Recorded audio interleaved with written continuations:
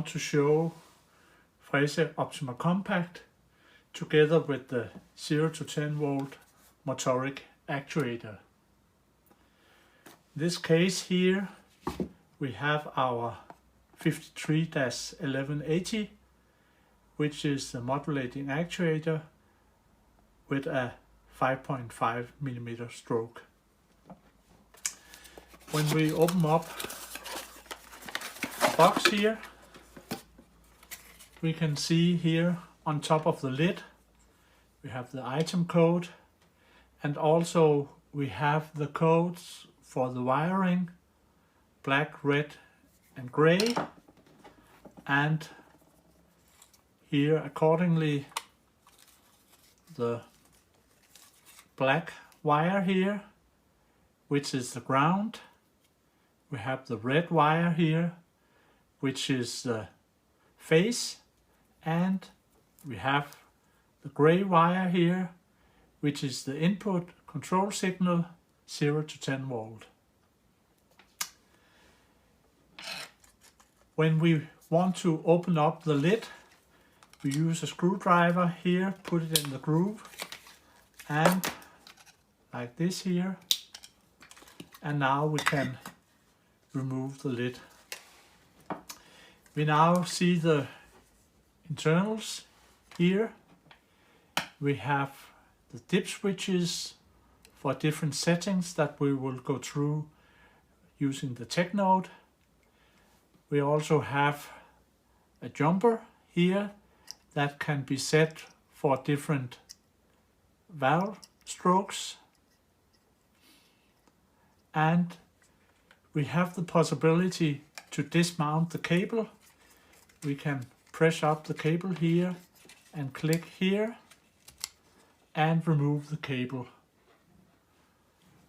We can put it back again, click it in and put the cable back in position here. So now we have the cable mounted again. We put on the lid again here, but before we do that, look inside the lid here. We also have the different positions here shown, with the position for the jumper with a 2.5 millimeter stroke, 5 millimeter stroke, and for our case it's put in the position where we have a 5.5 millimeter stroke. We also have the different dip switch settings, but we will use the tech node to go through that. So I'll put on the lid again, click it on, and now it's assembled. When assembled with the valve, we remove the cap on the valve, and now we can by hand put it on, turning the union until tight here, and we can put the actuator in any position, and when it's in the desired position we just lock it by hand. When looking at the tach on the actuator, we can see that don't use any tools for mounting, just do it by hand. Before putting on power to the actuator must be mounted on the valve, because when powering up, the actuator starts a calibration routine, and if it's not mounted on the valve, it will go to a fully extended position and stop there. So always before putting on power, the actuator must be mounted on the valve. So let us look at the tech node. What's in the tech node here? We can see that here for our 0 to 10 volt actuator, as I showed before. The black wire is ground, red phase, and the gray is the input signal, 0 to 10 volt. When looking at the next page in the tech note, we can see what we also saw inside the lid, but I think here it's a little more clear. We have the dip switches 1 to 3. The dip switches decides what kind of input signal we are using. The default, the factory setting, is the 0 to 10 volt. So we have all the dip switches 1 to 3 in off position. But we can change here by setting, for instance, the dip switch 1 to on. We have a 0 to 5 volt input signal. We can change here for 5 to 10 volt signal, or we can change to 2 to 10 volt signal or 4 to 20 milliamp by using this position. But the factory setting is for 0 to 10 volt.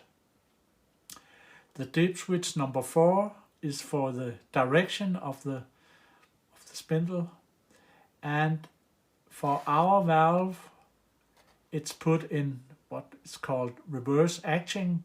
That means that a 0 volt signal means that the stem in the actuator is fully extracted, pushing down the spindle on the valve and closing the valve.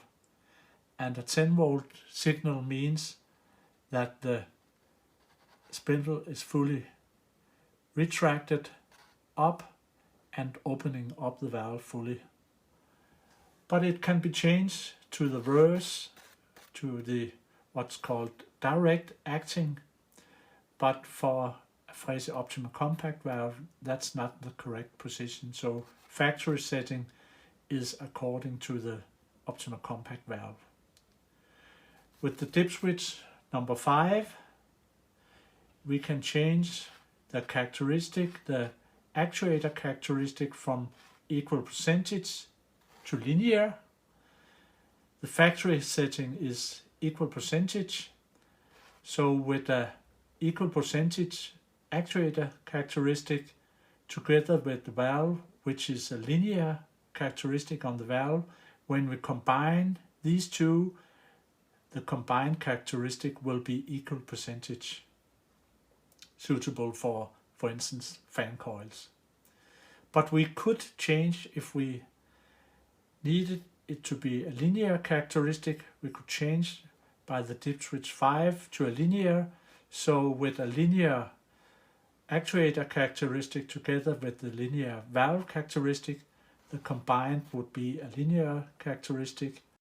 We also have a dip switch number 6, which can change the input signal from voltage, which is the default, to a milliamp signal.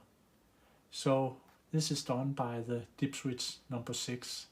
And then we can see up here with this position that's also used for 0 to 10 volt. For milliamp it would be a 0 to 20 milliamp signal here. And in this position here, which would be the 2 to 10 volt signal, that would be 4 to 20 milliamp when dip switch 6 was in the on position. And the last possibility we have is to change the jumper that I showed before.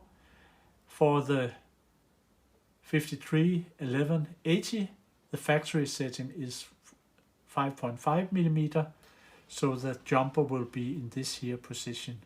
But it could be changed if we had selected another valve and we had this type of actuator.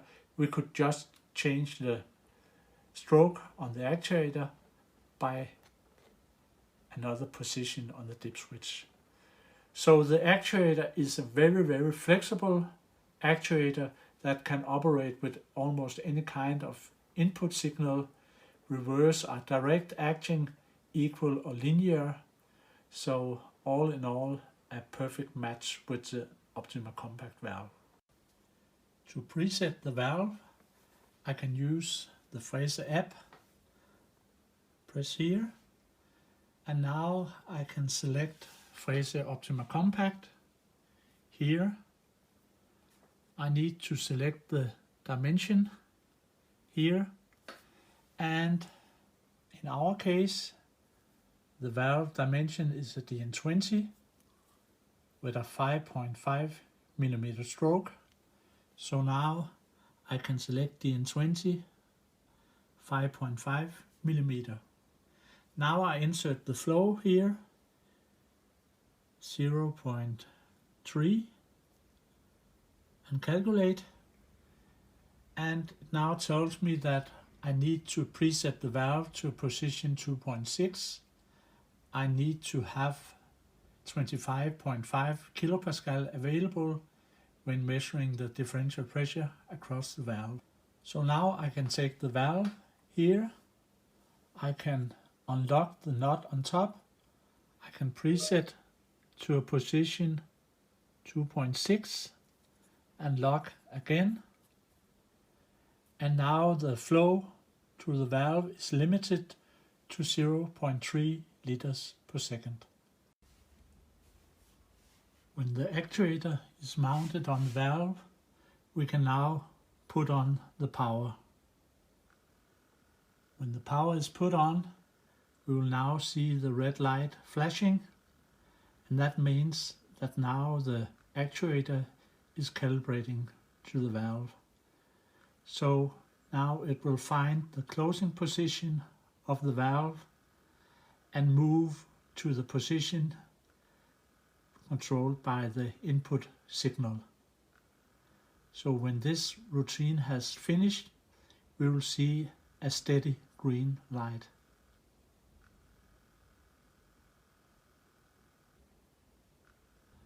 The valve has now reached the end position, finished calibration, and now it's in the position indicated by the control signal. When the control signal is changing, the green light will be flashing a couple of times until it has reached the new position, and then will be a steady green light again.